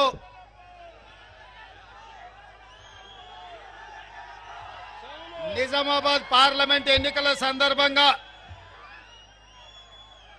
పెద్దలు జీవన్ రెడ్డి గారిని మీరందరూ భుజాల మీద ఎత్తుకొని పల్లకిలో మోసి పార్లమెంటుకు పంపించడానికి వేలాదిగా తరలి వచ్చి కాంగ్రెస్ పార్టీకి అండగా నిలబడ్డందుకు మీకందరికీ మనస్ఫూర్తిగా ధన్యవాదాలు, కృతజ్ఞతలు. మిత్రులారా, ఈ కార్యక్రమానికి జిల్లా పార్టీ అధ్యక్షుడు మానాల మోహన్ రెడ్డి గారి అధ్యక్షత, అదేవిధంగా నాతో పాటు పెద్దలు శ్రీధర్ బాబు గారు, షబీర్ అలీ గారు, సుదర్శన్ రెడ్డి గారు, డాక్టర్ భూపత్ రెడ్డి గారు, పెద్దలు గౌరవనీయులు మండవ వెంకటేశ్వరరావు గారు, అదేవిధంగా జిల్లా పార్టీ కాంగ్రెస్ నాయకులు, మండల పార్టీ కాంగ్రెస్ నాయకులు, ప్రాణ సమానులైన కాంగ్రెస్ పార్టీ కార్యకర్తలు, నిజామాబాద్ రైతాంగం అంతా ఈరోజు ఇక్కడికి వచ్చి పెద్దలు జీవన్ రెడ్డి గారికి అండగా నిలబడ్డందుకు మీకు అందరికీ మనస్ఫూర్తిగా కృతజ్ఞతలు తెలియజేస్తున్న కాంగ్రెస్ పార్టీ తరఫున, పెద్దలు జీవన్ రెడ్డి గారి తరఫున. మిత్రులారా, నేను ఒక అంశాన్ని ఈ నిజామాబాద్ జిల్లా రైతాంగానికి గుర్తు చేయాలనుకుంటున్నా.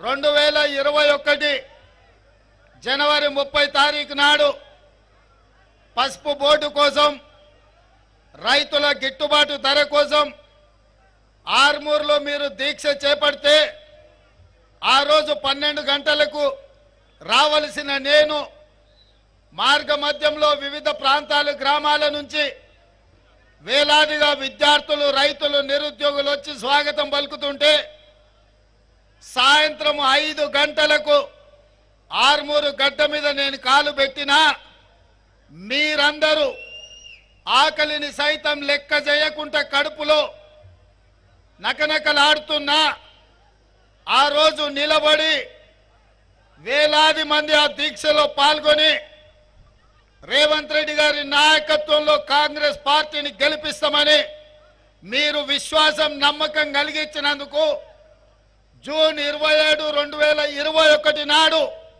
కాంగ్రెస్ పార్టీ అధ్యక్షురాలుగా శ్రీమతి సోనియా గాంధీ గారు నన్ను పిసిసి అధ్యక్షుడిగా నియమించిందన్న సంగతి నేను మీకు గుర్తు చేస్తున్నా.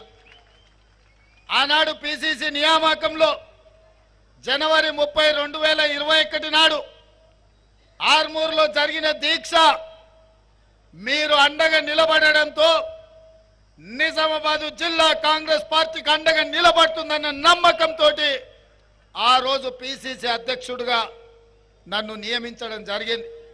అందుకే నిజామాబాద్ అంటే నాకు ప్రత్యేకమైన అభిమానం. పాదయాత్రలో కూడా మీ దగ్గరకు వచ్చి మీ కష్ట సుఖాలు తెలుసుకొని ఈ ప్రాంతం యొక్క అభివృద్ధి కోసం ఆనాడు ఆలోచన చేసినాం.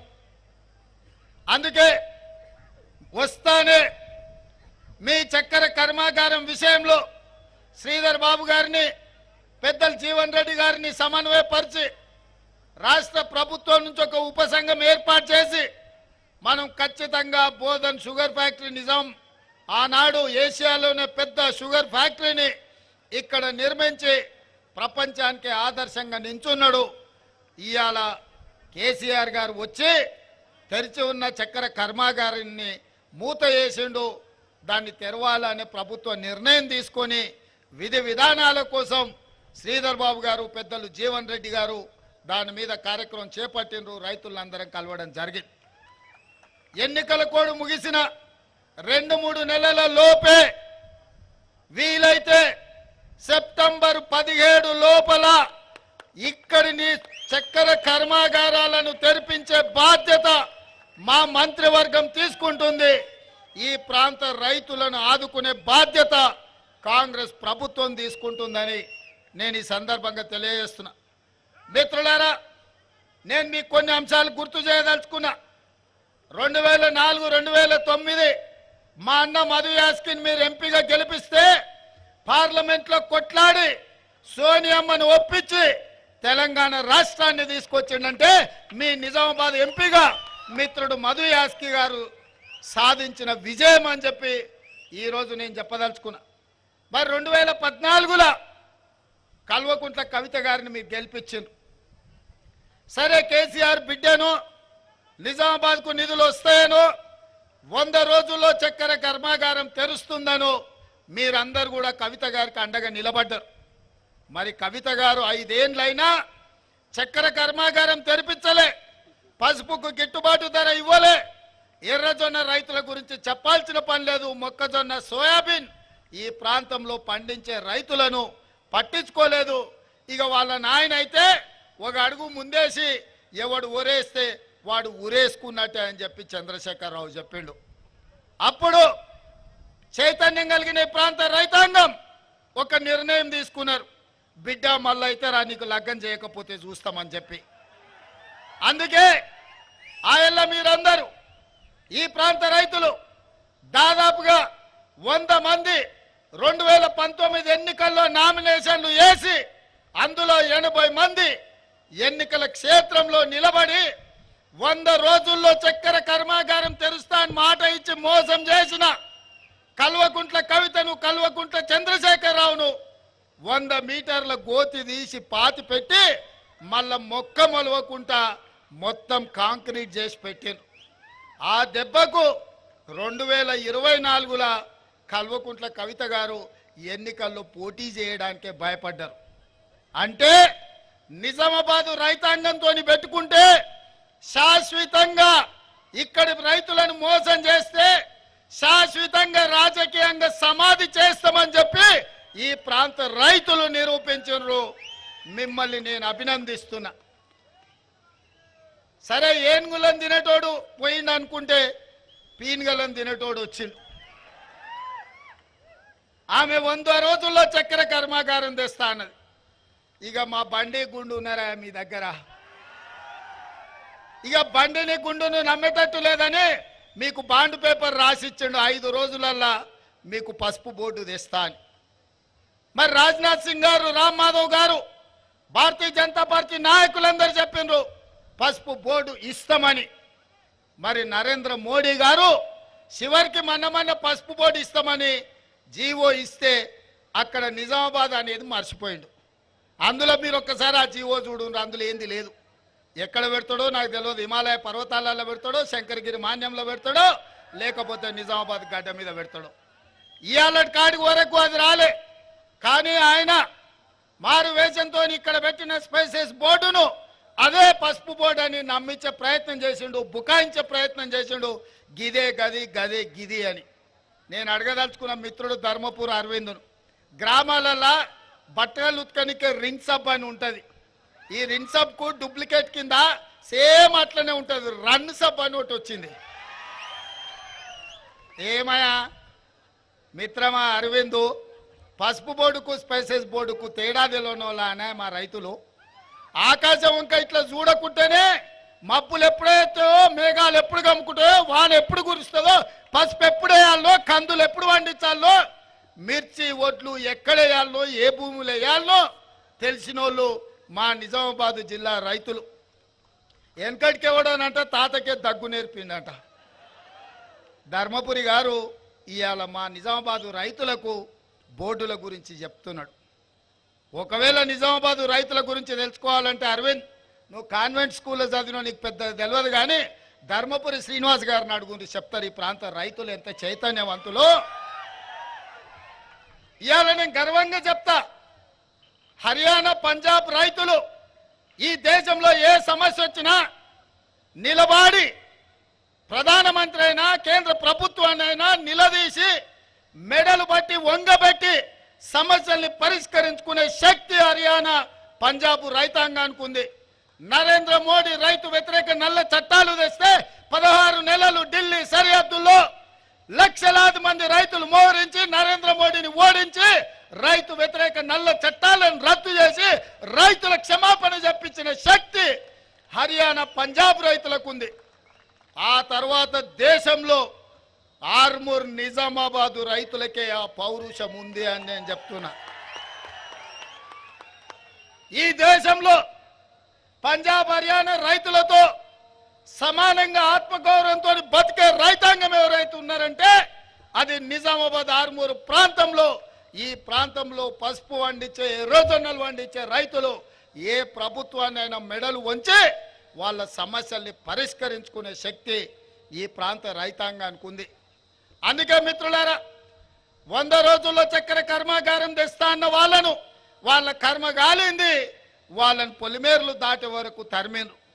మరి నేను ఇవాళ అడుగుతున్నా, 100 రోజులు అన్నోళ్ళకి గట్ల శిక్ష ఇస్తే 5 రోజుల్లో బోర్డు తెస్తా అన్న బోడగుండోళ్ళని ఏం చెప్తారో మీరు ఒక్కసారి ఆలోచన చెయ్యరు. కానీ మా పెద్దలు జీవన్ రెడ్డి గారు, నేను మీకు ఒక మాట చెప్పదలుచుకున్నా. అన్న మీరు కరీంనగర్లో ఎంపీకి పోటీ చేయాలని చెప్పి ఎంబడబడ్డా. అన్న నా మాట వినలే. సరే చూద్దామని చెప్పి మొదటి లిస్టులో జీవన్ అన్న పేరే పెట్టలే. అట్లయినా నేను అడిగినట్టు అన్న ఏమన్నా నా మాట వింటాడేమో, ఒప్పుకుంటాడేమో అని. మొదటి లిస్టులో పేరు రాకపోయినా జీవనాన్ని ఒకటే మాట చెప్పిండు, నేను తమ్మి రైతుల కోసం కొట్లాడదలుచుకున్నా, నా జీవితం ఈ రైతులకే నేను అంకితం చేయాలనుకుంటున్నా, నాకు జీవితంలో ఏం కోరిక లేవు, ఏం ఆలోచన లేవు. ఆనాడు అసెంబ్లీలో గెలిస్తే ఈ రాష్ట్ర వ్యవసాయ శాఖ మంత్రిగా ఈ రాష్ట్ర రైతాంగానికి, నిజామాబాద్ రైతాంగానికి తోడు ఉండాలనుకున్నా, కానీ నా అదృష్టం బాగలేదు. మళ్ళీ ఈరోజు పార్లమెంట్ చేస్తున్నా.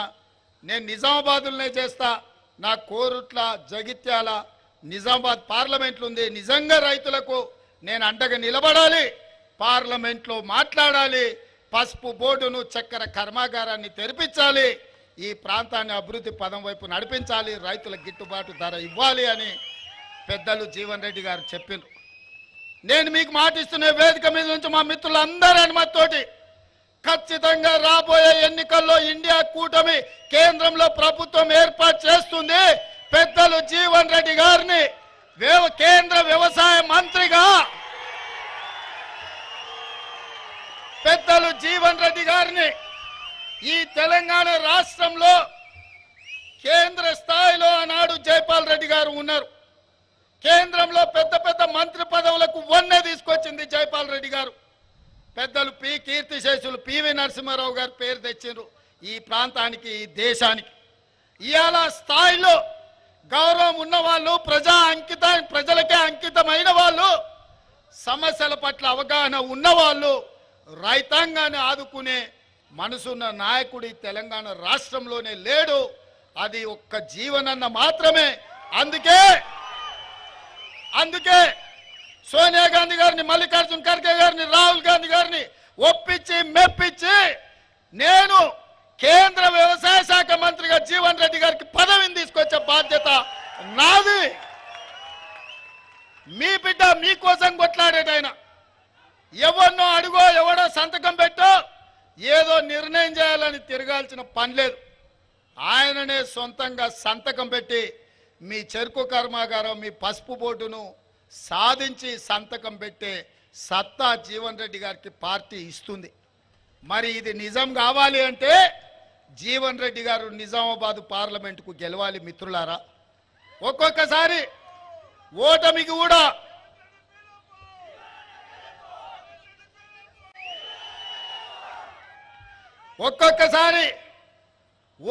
కూడా గెలుపులకు పునాదులేస్తాయి. నేనే ఉదాహరణ. 2018 డిసెంబర్లో నా మీద కక్ష కట్టి, నా మీద పగబట్టి అర్ధరాత్రి నా ఇంటి తలుపులు బద్దలు కొట్టి వేలాది మంది పోలీసులను పెట్టి చంద్రశేఖరరావు అర్ధరాత్రి పూట నన్ను కిడ్నాప్ చేశాడు. ఆ దెబ్బ కోర్టులో కేసేస్తే కలెక్టర్, అదేవిధంగా జిల్లా ఎస్పీ సస్పెండ్ అయ్యారు. కుట్రలు కుతంత్రాలతోని కొడంగల్లో నన్ను కేసీఆర్ అసెంబ్లీకి ఓడిస్తే 3 నెలలు తిరిగే లోపలనే మల్కాజ్గిరి పార్లమెంట్లో, దేశంలోనే అతిపెద్ద పార్లమెంటు, నరేంద్ర మోడీ, అమిత్ షా పార్లమెంట్లు కలిపితే ఎన్ని ఓట్లుంటాయో అంతకంటే ఎక్కువ ఓట్లు, 35 లక్షల ఓట్లుండే మల్కాజ్గిరి పార్లమెంట్లో రాహుల్ గాంధీ నన్ను పార్లమెంటుకు నించోబెట్టాడు. 3000 పోలింగ్ బూతులు ఉన్నాయి. నేను అడిగిన, సార్ ఎట్లకెళ్ళి సాధ్యమవుతుంది, ఎక్కడ తిరగాలి 35 లక్షల ఓట్లు ఇదే అని. రాహుల్ గాంధీ గారు నాకు ఓ మాట చెప్పారు, రాష్ట్రం 4 కోట్ల మంది ప్రజలు చూశారు, పోలీసుల చేత నిర్బంధించి నీ తలుపులు బద్దలు కొట్టి నిన్ను ఓడగొట్టినరు, ప్రజలు నిన్ను వదులుకోవాలనుకుంటలేరు, ప్రశ్నించే గొంతుగా తెలంగాణ రాష్ట్ర ప్రజలకు అండగా ఉండాలి, నిన్ను గెలిపిస్తారు, నువ్వు పోయి పోటీ చేయిపో అని వారు ఆదేశించిండ్రు. నేను శిరస వహించిన, నామినేషన్ వేసి 14 రోజుల్లో 35,03,000 బూతుల కార్యకర్తలే సైనికులై కథన రంగంలో దిగి మల్కాజ్గిరి పార్లమెంట్లో నన్ను ఎంపీగా గెలిపించి ఢిల్లీకి పంపించారు. గల్లీ నుంచి ఢిల్లీ వరకు సమస్యల మీద కొట్లాడిన కేంద్ర నాయకత్వం దృష్టిని ఆకర్షించిన ఆ దెబ్బతోని నాకు పిసిసి అధ్యక్ష పదవి వచ్చింది. నిజామాబాదు రైతుల ఆశీర్వాదంతో అధిష్టానానికి నమ్మకం వచ్చింది. ఆనాడు పిసిసి అయినా, ఈనాడు తెలంగాణ రాష్ట్రానికి ముఖ్యమంత్రి అయినా. ఒకవేళ 2018 డిసెంబర్లో ఎమ్మెల్యేగా ఓడకపోయిన ఉంటే, ఎమ్మెల్యే గెలిస్తే గీన్నే మడుగులో చంద్రశేఖరరావుతో కొట్లాడుకుంటూ ఈయన్నే ఉండిపోతుంటేనేమో. కానీ ఒక్కొక్కసారి అదృష్టం ఓటమిని కూడా గెలుపుకు పునాదులేస్తుంది. 2018 ఓటమి 2023 డిసెంబర్లో ముఖ్యమంత్రి కావడానికి ఉపయోగపడ్డది. మిత్రులారా, నేను ఎందుకు ఈ ఉదాహరణ చెప్తుంటా అంటే, మొన్న జరిగిన ఎన్నికల్లో జీవనాన్న ఎమ్మెల్యే ఓడిపోయింది దురదృష్టం కాదు, అదృష్టమే. ఈరోజు మీకు ఎంపీగా వచ్చి ఎంపీగా గెలిచి ఇండియా కూటమిలో వారు కేంద్ర మంత్రి కాబోతున్నారు. అందుకే ఈరోజు మీరందరూ గెలిపించండి. 14లో బీఆర్ఎస్ కోటేసిండ్రు, కవితమ్మ మిమ్మల్ని మోసం చేసింది. 19లో బీజేపీ కోటేసిండ్రు, ధర్మపురి అరవింద్ గారు మిమ్మల్ని మోసం చేసిండు. నేను ఇవాళ మిమ్మల్ని అడుగుతున్న మిత్రులారా, మోసం చేసిన వాళ్ళు కావాలన్నా, మోస పార్టీలు కావాలన్నా, 10 ఏళ్ల నుంచి ప్రభుత్వంలో ఉండి పసుపు బోర్డు ఇవ్వలేదు, రైతుల గిట్టుబాటు ధర ఇవ్వలేదు, చక్కెర కర్మాగారం తెరవలేదు, ఈ ప్రాంత రైతాంగ ఆత్మ గౌరవాన్ని తాకట్టు పెట్టి మీరు వారణాసిలో మోడీకి వ్యతిరేకంగా నామినేషన్ లేకపోతే పోలీసులను పెట్టి నిజామాబాదు రైతాంగాన్ని కొట్టించిన మాట మీరు మర్చిపోయినరా? బీఆర్ఎస్ను చూసిరు, బీజేపీని చూసిరు. ఒక్కసారి జీవనానికి అవకాశం ఇవ్వండి. పెద్ద మనిషి, రైతు బిడ్డ, రైతులకు నాయకుడు కాదు, ఆయనే రైతయా. వ్యవసాయం ఏం చేయాలో ఆయనకు తెలుసు. 40 ఏళ్ల నుంచి ఆయన మంత్రి ఉన్నా ఏదున్నా రాత్రి అయితే ఊరికి పోతాడు, పొద్దున వ్యవసాయం చేసుకుంటాడు. ఆయన కంటే రైతుల గురించి తెలిసిన వాళ్ళు ఎవరన్నా ఉన్నారే నాయకులు? మేమంతా పాయింట్ షర్ట్ వేసుకునే వాళ్ళమే, అన్నలాగటోళ్ళు చెప్తే వినటోళ్ళమే. ధర్మపురి అరవింద్కు వ్యవసాయం తెలుసానే? అడుగురి పోయి పల్లీలు ఏడుంటాయంటే చెట్టు కత్తే పైన తెంచుకోవాలని చెప్తాడు. అవునా? అందుకోసమని అట్లాటోళ్ళని మనం ఎన్నుకొని ఓటేస్తే ఎట్లయితుందో చూసిరు. సరే, కవితమ్మ గురించి నేను చెప్పాల్సిన పని లేదు, ఇక బాజిరెడ్డి గోవర్ధన్ గురించి నేను అడగాల్సిన పని లేదు. ఆయన గిన ఓటేస్తారంటే ఆయన కొడుకులు అచ్చోసిన ఆంబోతులాగా మీ మీద పడతారు. గోవర్ధన్ గిన ఓటేస్తారా వాళ్ళ కొడుకులంతా మీ మీద పడతారు. మీరు ఇక మళ్ళీ నెల నెల హఫ్తాలు కట్టాల్సిందే. పాల పైసలు, కూరగాయల పైసలు తీసుకొచ్చి వాళ్ళకి ఇచ్చిపోవాల్సి వస్తుంది, పట్టణానికి టౌన్కి వస్తాయి. అందుకే మిత్రులారా, ఇవాళ పదే గుడి గురించి మాట్లాడుతున్నారు. నేను ఒక్క మాట చెప్పదలుచుకున్న ఈ వేదిక మీద నుంచి, ఈ దేశ ప్రధానమంత్రి నరేంద్ర మోడీ గారు నిన్న మాట్లాడుతూ కాంగ్రెస్ పార్టీ అధికారంలోకి వస్తే హిందువుల ఆస్తులు గుంజుకొని ముస్లింలకు పంచి పెడతారని అన్నారు. ఒక secular country, doctor Babasaheb Ambedkar రచించిన రాజ్యాంగం, ఆ రాజ్యాంగం మీద ప్రమాణం చేసిన ప్రధానమంత్రి 2 మతాల మధ్యలో చిచ్చు పెట్టే విధంగా మాట్లాడుతున్నాడంటే ఓటమి నరేంద్ర మోడీని వెంటాడుతుంది, వేటాడుతుంది. నరేంద్ర మోడీ భయపడి ఈరోజు మతాల మధ్యలో చిచ్చు పెట్టాలనుకున్నాడు. అందుకే ఈ వేదిక మీద నుంచి इस मंच से मैं नरेंद्र मोदी जी से साफ साफ एक बात मैं कहना चाहता हूं, जब कांग्रेस पार्टी सत्ता में था हम हिस्सा दिए, बराबर दलित को दिए, आदिवासी को दिए, ओबीसी को दिए, किसी का जायदाद खींच लेकर और किसी को नहीं दिए। हम इतना संविधान को बचाए, ऐसे संविधान किस देश को दिए हम लोग।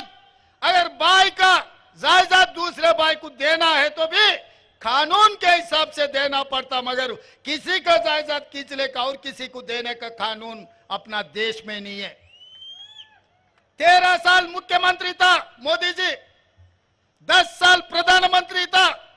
इतना भी पता नहीं है कि इस देश का प्रधानमंत्री को हिंदुओं का जायदाद खींच लेकर मुसलमानों को देने के लिए ये प्रधानमंत्री ऐसे बात कह रहा है। इसको डर है, दिल में हार जाने का डर है, इसीलिए ऐसे भाषण उन्होंने दे रहा है। इसीलिए हम संविधान दिए इस देश को। डॉक्टर बाबा साहेब अंबेडकर ये लिखा उसमें, अगर बाप का जायदाद बेटे को भी देना है तो विरासत देना, भाई का जायदाद छोटे भाई को, बहन को भी देना है तो एक हिसाब किताब से वो बदली करना। ऐसे झूठे बातों से कितने दिन देश को धोखा देंगे मोदी जी? ये कोई तरीका नहीं है, आपको कोई शोभा देने वाले बात नहीं है। ऐसे बात मत कहो, ये देश के लिए सुरक्षा नहीं। మిత్రులారా, హిందువుల ఆస్తులు ముస్లింలకు గుంజి పెడతారంటున్నారు. నేను అడుగుతున్నా, ఇక్కడ చాలా మంది మా అన్నదమ్ములు అన్నదమ్ముల ఆస్తులు వచ్చుకున్న వాళ్ళు ఉన్నారు కదనే. ఏర్పడ్డోళ్ళు ఉండ్రు కదా, కాగితం రాసుకోకుండా, పెద్ద మనుషులు లేకుండా, తల్లిదండ్రులు ఒప్పుకోకుండా అన్నాస్తి తమ్మునికే ఇచ్చేటట్లేదు, తండ్రి ఆస్తి బిడ్డకి ఇచ్చేటట్లేదా? మన రాజ్యాంగం అట్లుంది. వీళ్ళ ఆస్తులు గుంజుకొని వాళ్ళకి ఇచ్చేటట్టు ఉంటుందా? ఈ దేశ ప్రధానమంత్రికి ఇట్లా మాట్లాడతాడా? ఇది పద్ధత? ఎన్నికల్లో గెలవాలని ప్రయత్నం చేస్తే తప్పులేదు, కానీ దేశాన్ని మత ప్రాతిపదికన విభజించి చిచ్చు పెట్టి రాజకీయ ప్రయోజనం పొందాలని చూస్తున్నారు. ఇది దేశానికి మంచిదా? ఒక్కసారి ఆలోచన చేయండి. అశాంతి పెట్టేగి మన మధ్యలో పంచాయతీలు పెడితే ఈ దేశం కుప్పగూలుతుంది, ఈ దేశానికి తీరని నష్టం జరుగుతుంది. అందుకే భారతీయ జనతా పార్టీని ఓడించాలి, కాంగ్రెస్ పార్టీని గెలిపించాలి.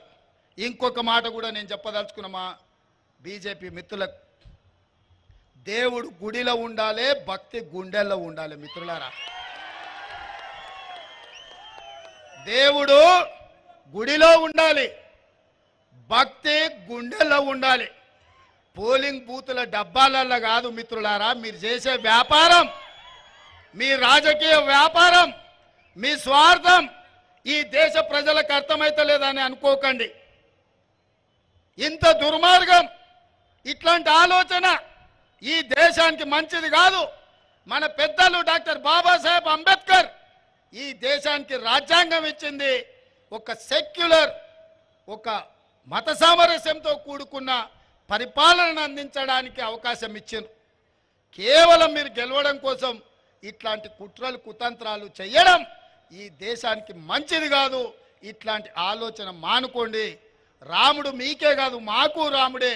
మా ఇంట్లో కూడా మేము రాముని కొలుస్తాం, విష్ణుని కొలుస్తాం, కృష్ణుని కొలుస్తాం. ఎంతోమంది దేవతలు ఉండ్రు. ఊర్లూర్ల పోసమ్మ, మైసమ్మ, ఎల్లమ్మ, ఎంతోమంది దేవతలు ఉండ్రు. ఇవన్నీ మన సాంప్రదాయంలో భాగం. ఎవరి మత విశ్వాసం వాళ్ళది.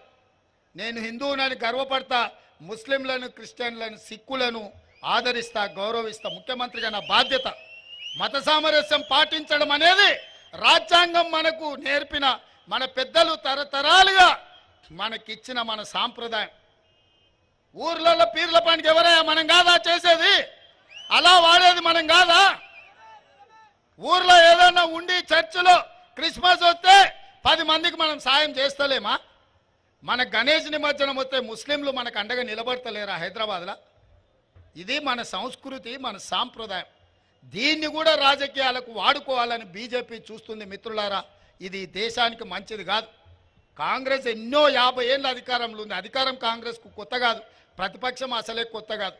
కానీ ఇట్లాంటి విపత్కరమైన పరిస్థితుల్లో దేశాన్ని కాపాడాల్సిన బాధ్యత కాంగ్రెస్ పార్టీకి ఉంది.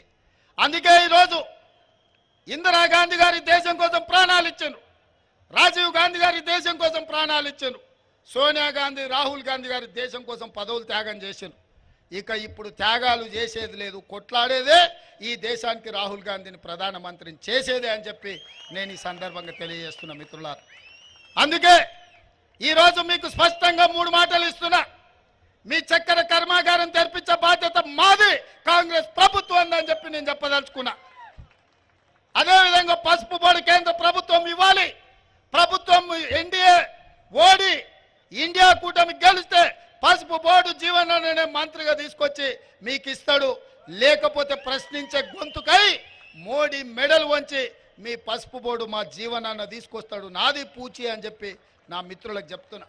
అదేవిధంగా నిన్నమన్నా రైతు రుణమాఫీ గురించి మాట్లాడుతున్నారు, రైతు భరోసా గురించి మాట్లాడుతున్నారు. ఒరే సన్నాసులారా, తాతకు దగ్గు నేర్పాడు మా కథలు చెప్పకండి. వెనకటికెప్పుడో రైతు రుణమాఫీ మేము చేసినాం. రైతులకు బోనస్ ఇచ్చింది మేము. రైతులకు రుణమాఫీ, రైతులకు బోనస్ ఇచ్చిన మేము 100 రోజుల్లో 5 పథకాలు అమలు చేసే లోపల ఎన్నికల కోడ్ వచ్చింది. అందుకే ఇవాళ ఈ వేదిక మీద నుంచి మాట్లాడుతున్నా.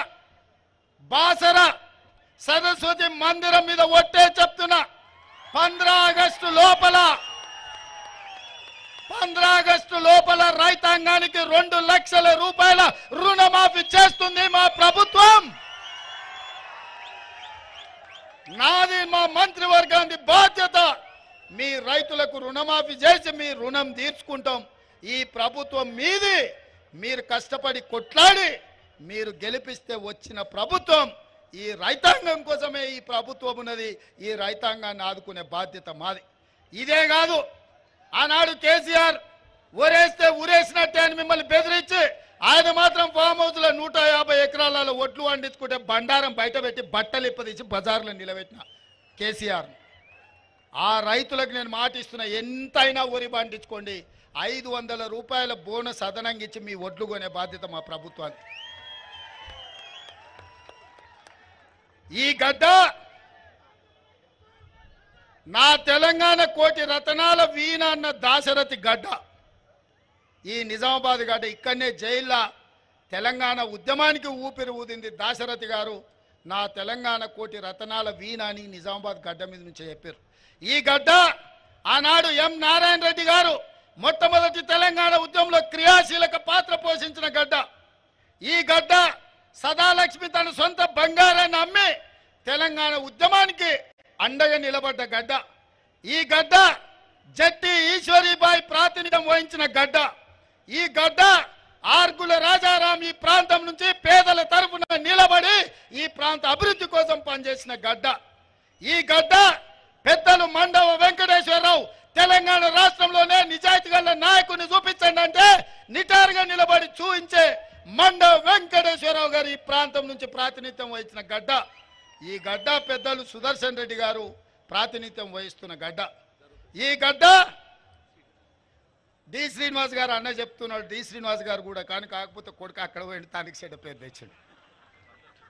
ఈ గడ్డ నిన్న మన భారతదేశానికి ప్రతిష్ట తెచ్చిన బాక్సర్ నిఖత్ జరీన్ మీ గడ్డ మీద పుట్టిన బిడ్డ. ఎన్నో కట్టుబాట్లను తెంచుకొని భారతదేశ ప్రతిష్ట పెంచి మనకు మెడల్స్ తీసుకొచ్చిన ఆడబిడ్డ నిఖత్ జరీన్ మీ నిజామాబాద్ గడ్డ. ఎవరెస్ట్ శిఖరం ఎక్కిన మాలవత్ పూర్ణ మీ బిడ్డ మీ నిజామాబాద్ గడ్డ అని చెప్పి నేను ఈ సందర్భంగా తెలియజెప్పదలుచుకున్నాను. మరి ఇంతమంది గొప్ప గొప్ప వాళ్ళు ఉన్న ఈ గడ్డ మీద ఈ బిడ్డల్ని నేను ఒకటే మాట్లాడుతున్నా, ఒక మాట ఏమని మిమ్మల్ని అడుగుతున్నా. జీవనాన్ని మీరు పార్లమెంటుకు పంపించుర్రి. మీకెవ్వరు మీ రైతులు 10 మందికి బుక్కెడు బువ్వ పెట్టేటోళ్ళు, ఎవడొచ్చినా ఇంత సాయం చేసేటోళ్ళు, దానికో దీనికో వంగేటోళ్ళు లొంగేటోళ్ళు కాదు. అందుకే ఈ మీటింగ్కి వచ్చినా రాకపోయినా వీడీసీలకు నేను విజ్ఞప్తి చేస్తున్నా. ఈ నిజామాబాద్ రైతాంగానికి నేను వేడుకుంటున్నా, పెద్దలు జీవన్ రెడ్డి గారిని గెలిపించి నిజామాబాద్ గౌరవాన్ని నిలబెట్టండి. పార్లమెంట్లో మీ ప్రశ్నించే గొంతుకైతాడు, మీ సమస్యలు పరిష్కరించే మీ నాయకుడు అవుతాడు, రైతు నాయకుడు అవుతాడు. రైతే నాయకుడు కావాలి. మీ రైతు బిడ్డనే ఈ దేశంలో వ్యవసాయానికి నాయకత్వం వహించాలి. జీవనన్నను గెలిపించండి. జీవనన్నకేసే ప్రతి ఓటు మీ రేవంత్ అన్నకేసినట్టే అని చెప్పి నేను ఈ సందర్భంగా చెప్తున్నా. నా మీద మీకు అభిమానం ఉండి గాంధీ కుటుంబాన్ని గుండెల్లో పెట్టి చూసుకోవాలంటే ఈ నిజామాబాద్ గడ్డ మీద నుంచి పెద్దలు జీవనాన్నను పార్లమెంటుకు పంపించండి. మీ సమస్యల్ని పరిష్కరించే పూచి నాది అని తెలియజేస్తూ మీ అందరి దగ్గర సెలవు తీసుకుంటున్న మిత్రులారా, జై కాంగ్రెస్, జై జై కాంగ్రెస్. హస్తం గుర్తుకే, హస్తం గుర్తుకే. ధన్యవాదాలు మిత్రులారా. సింగమోలే కదిలినాడు ఒక్కరో కాంగ్రెస్ సూర్యుడు, మన రేవంత్ అన్న నిగ్గదీసి అడిగే మునగాడు. వీడు భూమిన వానైతాడు, బీద సాదల ధైర్యం వీడు, దొంగ దొరల భరతం పడతాడు. మన రేవంత్ అన్న పేద ఇంటికి పండుగ తెస్తాడు. సోనియమ్మ దివెనతోని రాహులన్న సైనికుడయ్యి పెద్ద కొడుకై యుద్ధం చెయ్య సిద్ధమాయే రేవంత్ అన్న. 3 రంగుల జెండా పట్టి సింగమోలే కదిలినాడు ఒక్కరో కాంగ్రెస్ సూర్యుడు, మన రేవంత్ అన్న నిగ్గదీసి అడిగే మునగాడు.